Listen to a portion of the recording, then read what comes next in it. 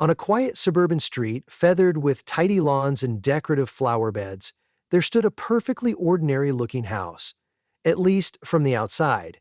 Nothing about its vanilla siding or neat shutters suggested anything strange, except perhaps that the door was a slightly offbeat shade of green, leaning more towards lime than forest. But that subtle color difference was hardly a red flag. Most neighbors straight up missed the real quirk the house possessed, and by quirk, I mean the chatty, punch-spewing, greet everyone who knocks door. Yes, this door actually spoke. And not just in polite salutations. It delivered jokes that hovered somewhere between groan-worthy and facepalm central. Of course, new visitors never expected this comedic onslaught. They just assumed it was a normal door attached to a normal house. Until, that is, they decided to knock. It all began when Madeline Keyes moved into the house a year earlier. A retired stand-up comedian yearning for a quiet life, Madeline didn't realize that her new door might have a mind and comedic stylings of its own.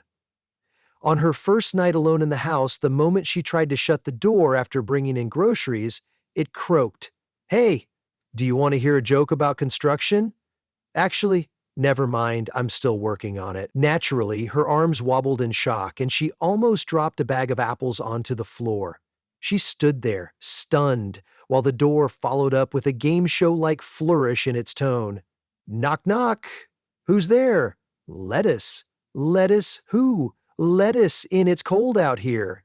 The faint whir of the refrigerator behind her was the only sound that disturbed the silence as she tried to make sense of this. For most people, a talking door would be reason enough to back out, sign up for an exorcism, or at least call the realtor. But Madeline was different. She had told her fair share of dad jokes in her comedic prime, and she decided a door like this was a bonus act. They soon formed a truce. She wouldn't replace the door if it didn't wake her up at 3 in the morning with one-liners. It was a reasonable compromise. The door agreed with a quick quip, "I promise not to be a doorknob about it," which left Madeline rolling her eyes, but also smiling. Over the following weeks, Madeline realized her front door possessed not only terrible timing, but a vast store of truly cringe-inducing puns. Anyone who walked up, from postal carriers to sidewalk hawkers, became an unknowing participant in the door's comedic routine. At first, Madeline worried about scaring people away, but it turned out that the world is full of curious folks who will put up with corny jokes if it means hearing a talking door. In fact, to her mild amusement, the door became something of a local attraction. One day, Madeline invited her friend Kenneth over for dinner. Kenneth was a restaurant critic, always a bit high-strung, and not the biggest fan of comedic nonsense. He marched up the porch steps, his mind fixated on a new bistro he had recently trashed in a review. Just as he raised his fist to rap on the door, it bellowed in an almost butler-like tone. "Greetings, Sir Critic. Have you heard the one about the hungry clock? It went back 4 seconds." Kenneth froze mid-knock, his eyebrows heading skyward. He gradually withdrew his hand and blinked. Without missing a beat, the door added, "So, can I interest you in a wonderful evening?" Kenneth paused, cleared his throat with an air of skepticism, and answered, "Is that door talking to me?" He seemed half convinced that someone was pulling a prank, perhaps with a hidden speaker. The door replied, "Sure am. Or is it sure ham? Either way, you know what Bacon said to the tomato, let us get together." "Ha ha ha." Kenneth shot a worried glance at Madeline, who had opened the door from the inside. She merely shrugged, telling him, "At least, it's in good spirits." Kenneth stepped inside, still enthralled by this bizarre phenomenon. "That's quite the door you have," he said over dinner. Madeline served him her legendary garlic chicken and mashed potatoes, hoping the food would overshadow the comedic door next time he visited, but Kenneth couldn't stop referencing the door. Every time he remembered a pun, he chortled grudgingly in that half-exasperated, half-amused manner. Part of him was impressed. Part of him was so bewildered he was at a loss for words. By the end of the night, he found the door's unstoppable repertoire both infuriating and strangely addictive. In the meantime, neighbors started dropping by unannounced, curious to see if the rumors floating around the street were true. Was it possible that the lime green door told jokes? The local children, wide-eyed totes clutching plush animals, would edge under the porch, hoping for a greeting. "Why do bees have sticky hair?" The door would greet them shrilly, then pause about half a second before delivering the punchline. Because they use honeycombs! The kids would squeal, jump, and sometimes scurry off. Others giggled uncontrollably, especially when the door tried out its infamous knock-knock jokes. Parent after parent came by and shook their heads in mild dismay, but even they couldn't fully resist a short chuckle. After a few weeks, the entire block knew about the comedic door. Some folks even traveled from other neighborhoods. But that level of attention had its downsides. A comedic door was fun, yes, but it also meant that Madeline's doorstep was practically never empty. Strangers would cluster around the doormat, politely taking turns to knock and see if the door had any new jokes. It was like a strange open mic night that never ended. Madeline sometimes worried about scaring off potential friends and dealing with endless prying visitors. She found it difficult to get a quiet moment to herself. The door, however, was in comedic heaven, cracking jokes day and night. To handle the crowd, Madeline struck a deal with the door to only crack jokes during reasonable hours, 10 in the morning to 7 in the evening. The door huffed and puffed and insisted that comedic genius never sleeps. But ultimately, it complied, as it didn't want to be replaced by a dumb silent slab of wood. So day to day, from 10 to 7, the house's porch was a carnival of corny humor. Once, a woman who sold homemade crafts arrived, trying to deliver a crocheted doily Madeline had ordered. The door said, "Hate to string you along, but is that doily crocheted from real yard materials?" She answered, "Yes, I used wool yarn." The door responded, "I guess I'm just pulling the wool over your eyes." This pun was received with a sheepish laugh. Madeline apologized for the door's dreadful sense of humor, but the craftswoman just patted the door affectionately, saying, "I've heard worse from my parrot." The door seemed oddly offended by that. When it wasn't entertaining random visitors, the door spent its downtime pestering Madeline with brand new puns it dreamed up. She was often reading or cooking, and it would break in, hey, did you hear about the circus fire?" And Madeline, who had grown too familiar with the door's comedic style, would sigh theatrically. "No, but I have a bad feeling about this." The door would bellow, "It was intense," and then cackle at its own joke while Madeline pinched the bridge of her nose. Her only solace was a sense of comedic nostalgia, recalling those days she spent trying out new punchlines in comedy clubs. Perhaps the door was a reflection of her past life, a pun-infused ghost of gigs gone by. Because of all the front porch commotion, the house soon became the site of some interesting drama. For one, the local gossip circle began spinning wild theories. Some folks insisted Madeline had installed electronics to increase the resale value of the home. Others believed the place was haunted by the comedic spirit of a traveling clown from decades earlier. In the grocery store one afternoon, Madeline overheard a conversation in the produce aisle. "I heard the door telling jokes to the mailman," one woman said, picking up a cantaloupe. "It asked if the mailman was posted to be there or something ridiculous like that." The other woman nearly dropped her bananas laughing. "We have to go hear it for ourselves. Real haunted or not, it's worth seeing." Despite feeling slightly unsettled that her door was the talk of the town, Madeline couldn't deny the harmless fun it brought people. However, not everyone shared the love of comedic doors. One neighbor, named Mr. Winkle, was a notoriously grumpy retiree who seemed to detest laughter. Every day as he took his morning walk, he glared at the crowd gathered on Madeline's porch. He waved his cane in disapproval whenever the door erupted in a pun. "Kids these days, always wanting to be entertained by nonsense," he muttered loudly. One time, he tried passing by incognito, wearing an oversized hat and pulling his coat collar high around his face. The door, ever vigilant, saw him from the small sidelight window. "Hey, Mr. Winkle, you might have a chip on your shoulder, but I bet you have a pun in your heart." It paused for dramatic effect. "Better be careful shaking that cane, or you'll become a real cancer patient." Mr. Winkle turned bright red and stomped away, ignoring the door's cackles of delight. Madeline appreciated the comedic bite, though she apologized to Mr. Winkle the next day. The door just refused to hold back. Eventually, a local news channel got wind of the story. The station's freshly minted reporter, Anita Walters, arrived with a camera crew in tow. The door was ecstatic. This was its big break. This was the kind of audience it had always dreamed of. Madeline quickly brushed her hair and tidied the living room in case filming bled indoors. As the crew set up on the porch, the door boomed. A microphone? Oh, I'd be mightily excited to speak into that. Or is that pun too feedback-ish? Anita flashed a big anchorwoman smile and introduced herself on camera. She said, "We are here in this quaint neighborhood to speak with Madeline Keyes and, surprisingly, her door, which has been captivating crowds with a unique comedic style.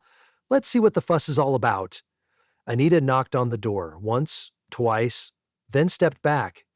The door's voice resonated clearly. "Knock, knock. Who's there? Anita, Anita who?" Anita, new audience. The camera panned to Anita, who played along, laughing a bit too generously. She motioned for Madeline to join her on screen. "So, Madeline, your door is quite the entertainer. How do you feel living with something that's always full of jokes?" Madeline offered a professional grin and answered, "It's occasionally exhausting, but honestly, it keeps life interesting. There's never a dull moment or a silent one for that matter." The door, not wanting to be ignored, quickly added, "Silent door? That's a doormat, and I'm definitely not a doormat." The film crew's cameraman gave a muffled snort of laughter. The news feature aired that same evening. Soon, the comedic door had soared to minor local fame in record time. People from even further away started trickling in to see the phenomenon. Despite the schedule Madeline had set, the door was so popular that folks would occasionally linger on the porch well after 7, hoping to get one last punchline. Sometimes the door obliged, ignoring its agreement with Madeline. Then Madeline would storm out in her bathrobe at 9 p.m., scolding the door like a child whose bedtime was long overdue. One late autumn day, an unexpected visitor arrived. A traveling stand-up comic named Lars Laugh-A-Minute Thompson, who had heard rumors on the comedy circuit that someone in this town had a door performing comedic warm-ups. Lars had had a rough time with unsuccessful gigs recently, and he was searching for fresh inspiration. He walked up to the house, confident in his comedic pedigree. With a flourish, he knocked once. The door welcomed him with a pun. "Long time, no key." "That's Dorleen, I mean darling. Sorry if I'm unhinged," nickering, Lars responded. "Not bad, door, not bad. But can you top this?" And he launched into a short comedic routine about airline food. The door listened patiently, and at the end of the routine it said, "Better watch out, someone might bag that bit." The two launched into a pun duel that had Madeline's eyes spinning. People gathered around the porch in a wide circle, hooting with laughter as the door and Lars traded jokes like two medieval knights in a jousting match. Everyone agreed the door narrowly emerged victorious, especially after it threw out a random fish pun about tuning the guitar. Lars slapped his knee gleefully. "You, my friend, are good. It's almost painful how punny you are." After that comedic showdown, Madeline noticed that her door's repertoire improved dangerously, almost as if it had gleaned tips from a veteran performer. Her door was no longer just rattling off the simplest knock-knock jokes. It had discovered the wonders of comedic timing. Sometimes it even switched up the punchline halfway through the joke just to keep the routine fresh. For instance, when an unsuspecting pizza delivery guy showed up, the door started, "What do you call cheese that isn't yours?" The delivery guy smirked, fully expecting the old nacho cheese line, but the door finished, "I guess that depends on who's footing the bill, but I do hope you paid for that pizza. Otherwise, you'd be in some deep dish trouble." Madeline was neither proud nor sure how to handle this comedic evolution. The pizza guy laughed so hard he gave her an extra garlic bread for free. Despite the ongoing hilarity, eventually the novelty began to wear on Madeline.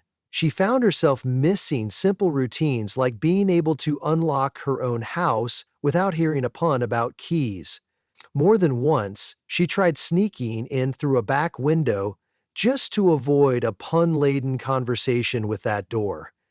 But the door had become so attuned to footsteps that it'd inevitably shout out, "Hey, you can't run from me, Madeline. I would find you anywhere." A part of her understood that a house with a talking door was bound to be a magnet for attention, but she slowly grew yearning for something normal. One night, as the door dozed off into comedic silence, Madeline sat in her living room, swirling chamomile tea in her mug, and thought, "Am I going to live like this forever?" Her doubts came to a head one afternoon when her mother, a dignified woman named Harriet Keyes, arrived for a visit. Harriet was not known for a sense of humor. She knocked precisely 3 times and waited, arms folded. The door boomed. "Welcome, Harriet. I'd tell you a joke about paper, but it's terrible." Harriet frowned as if the door had insulted her entire ancestry. She marched inside, shot Madeline a withering look, and said, "A talking door, darling? Really? This is what you've lowered yourself to after retiring from comedy?" Madeline bristled.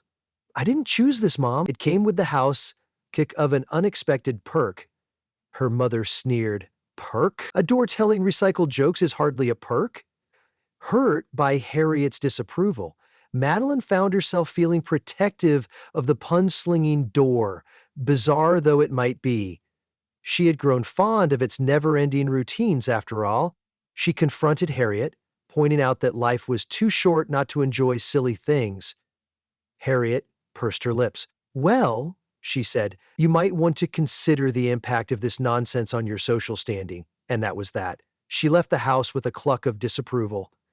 Watching her mother depart, Madeline sighed. The door, seemingly sensing her sadness, attempted a sweet pun. "I'm sorry if I made you hinge your happiness on me. Don't feel unhinged." Madeline cracked a slight smile at the door's unrefined compassion. She replied gently, "I suppose you can't please everyone, buddy." For a moment, the two sat in comfortable silence, unusual for a door known for its nonstop chatter. That same weekend, Madeline finally decided to host a small get-together with her friends. Kenneth was there, as well as a few old comedy pals, and even Harriet, who was cajoled into attending. Madeline asked the door to greet each person with a personalized pun, hoping it might lighten Harriet's mood. As Harriet entered, the door said, "Harriet, I'm sorry if my jokes have rubbed you the wrong way, but I've got to say, you truly are the dortily figure around here." Madeline winced, expecting Harriet to lash out, but Harriet's features softened just a little, and she responded, "Well, that's a start, I suppose." The door, not to be outdone, quickly followed, "You guys are the best door makers of my future. Because, you helped me open up." Harriet almost smirked at that, which was essentially a big breakthrough. Throughout the evening, despite some initial skepticism, Harriet gradually warmed up to the comedic atmosphere. She teased Madeline about her pun-loving ways, but seemed more relaxed than usual. Conversation flowed amongst the crowd, peppered with the door's frequent interjections. Kenneth, in high spirits, tested out some jokes of his own. It became obvious that the door was more than just a nuisance. It played a strange, unifying role in people's relationships. Sitting together in the living room, Harriet, Kenneth, and the rest of Madeline's guests found themselves laughing more freely, mostly at how truly ridiculous it was that they were having a house party with a door as a comedian. At the night's end, Harriet was about to leave, rummaging for her keys while standing at the threshold. She glanced at the door, pausing uncertainly. Madeline watched. Finally, Harriet gave a measured nod and said softly, "Door, I appreciate your attempts at humor, even if they are, well, pun-based." The door, never missing a beat, replied in a halting sincerity, "Thanks, Harriet. I know my jokes can get old. I just wanted to help people lighten up. That's the doorth of my comedic quest." Harriet let out what could only be described as an involuntary chuckle. "Yes, yes," she said. "All right then. Good night." Then she patted the lime green surface as though it were a pet and walked away with an almost imperceptible smile tugging at the corners of her mouth. As Madeline shut the door behind Harriet, she felt a sense of relief. She sank onto her couch and exhaled, muttering, "Well, door, it looks like we might just get along after all, even with my mother around. That's an achievement." The door gave a cheerful hum. "Glad to be of service. Now I guess you could say I'd do anything for the keys to my heart." Madeline pressed a hand to her forehead and said, "You're incorrigible." A beat of silence passed, and then they both burst into laughter, one in a human voice, the other in that whimsical, intangible tone the door somehow managed to produce. In the months that followed, life settled into a manageable rhythm. People still came by in search of corny jokes, but they visited respectfully and at appropriate hours. The door still performed daily comedic routines, but it tried to learn from Madeline's comedic sensibilities, dialing down the cringiest puns. It even took requests, occasionally. Once, a shy teenager quietly approached and asked if the door had any puns that might help him ask a girl to prom. The door took a moment to think, then delivered a string of them. To everyone's surprise and mild horror, the girl found it charming and they ended up going to prom together. Madeline realized that, in some weird, intangible way, this door was making a difference. A small, pun-laden difference, but a difference nonetheless. Eventually, Madeline returned to the open mic scene, this time telling jokes about living with the comedic door. She brought down the house with stories about being outpunned by her front door. The audience roared as she painted the picture of each dreadful punchline. Meanwhile, at home, the door began fielding comedic material from aspiring punsters on the internet, thanks to a smartphone propped up on a nearby table. It was, in every practical sense, living the dream. Late one evening, after Madeline returned from a particularly successful open mic, the door greeted her almost shyly. "Oh," it said, in a voice that sounded warmer and calmer than usual. "Did you make them laugh?" Madeline smiled, leaning against the doorframe. "I did," she whispered, "but truth be told, they also laughed at you." She tossed her coat on a nearby chair, then added, "Thank you." The door rumbled softly. "For what? Providing endless comedic fodder?" She laughed. "That, and reminding me why I started telling jokes in the first place. Sometimes a silly pun is all you need to break the ice." The door considered that. "Icebreakers blow your mind. I once tried to break ice, but it gave me the cold shoulder. But dumb tisk," Madeline snorted. "See, that's exactly it," she replied, shaking her head. "Now, let's get some rest. The puns can wait until tomorrow." The door gave a playful squeak as she pulled it shut. "Good night, keys to my heart," it teased. "May your dreams be as puntastic as mine." Madeline rolled her eyes fondly. "Night, door," she whispered, flicking off the porch light. And so the house grew still, the door hushed, and the night claimed the quiet street. Yet somewhere between the hush of crickets and the lonesome glow of a street lamp, a silent chuckle seemed to linger, as though the door's last pun of the day still rippled through the air. In that moment it was clear, normal or not, this comedic door and Madeline had found a place for laughter in the everyday. The simple act of coming home to a bad joke had become its own kind of comfort, a comedic knock-knock that invited the best parts of life in. And sometimes that was all anyone really needed.